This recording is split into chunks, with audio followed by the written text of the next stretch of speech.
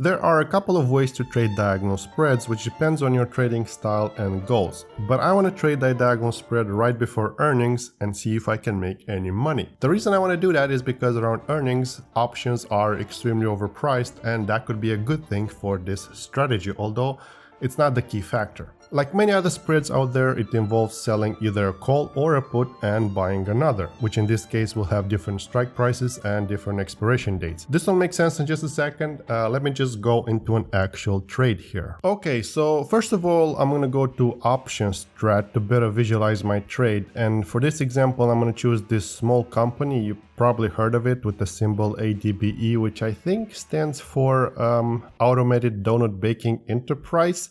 And I chose them because I like donuts, of course, and also because they have earnings next week. If you're not familiar with options strat, right here in this row we have the strike prices. On top of that will be the options that we buy, and on the bottom will be those that we sell. And seeing that I have a bullish sentiment towards this donut company, sorry, I don't know why I keep making this joke, I'm gonna use calls, and obviously if you would be bearish, you would have used puts. The trade itself is very simple. I need to sell a call. Oh, and by the way, the stock is currently trading at around $600 per share. So for this short call, the one that I'm selling, I'm going to choose here the 615 strike price, which expires next week, that being the week of the earnings. And then let's buy a call with a further expiration date at 600 strike price, which expires a week after that. And that will be the long call. In my example, the expiration dates are very close, and you might be thinking, okay guy with the mask, but isn't that kind of risky?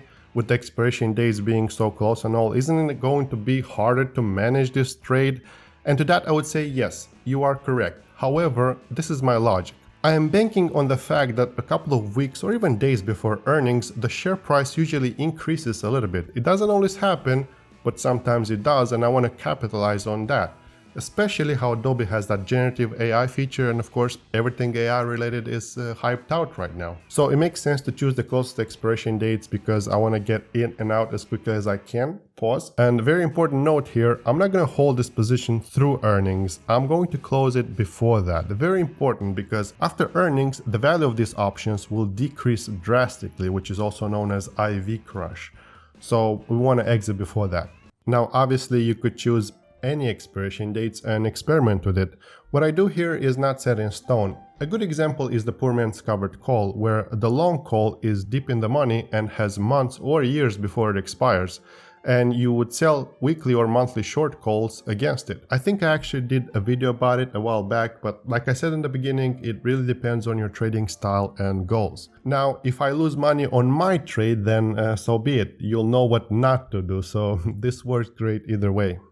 You might be wondering again, okay guy with the weird accent, but if you're bullish, why not just buy the call and that's it? Why complicate your life with selling another call with a different expiration date and so on? And I would again say yes, you have a point there. However, this long call that we are buying costs about $2,500, which I don't even have, or maybe I don't want to risk that much. But if I sell another call alongside with it, I am reducing that amount to $900, which is my max loss, by the way. So I'm able to get on the dance floor and make some moves here, but with less risk. Keep in mind that there's no free lunch though, because I am limiting my profits as well.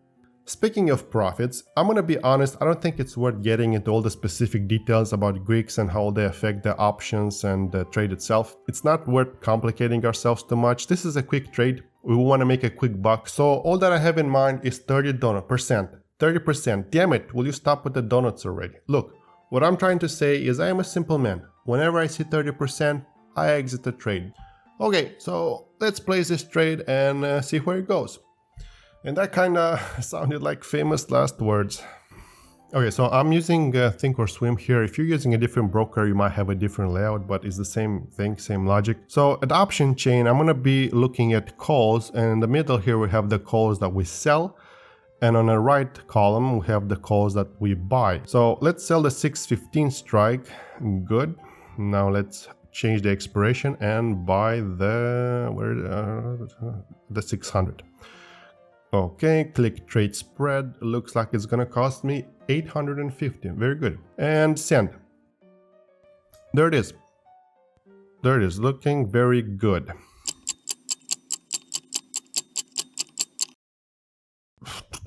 You know that feeling after you place a trade and you have that post-trade clarity and think, well, this is stupid.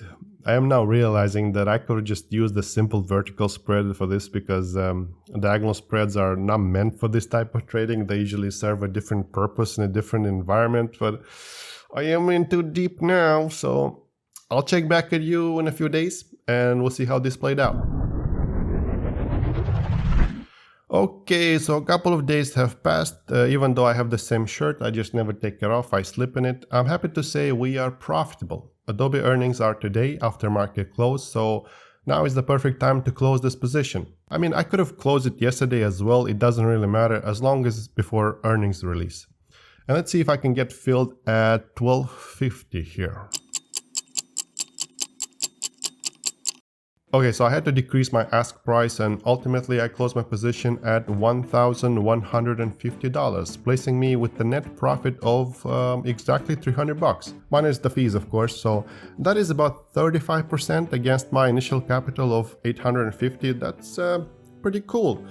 Very happy with it. Definitely will trade diagonal spreads again. I'll freaking do it again, you know. Alright, I'll see you next time. Take care.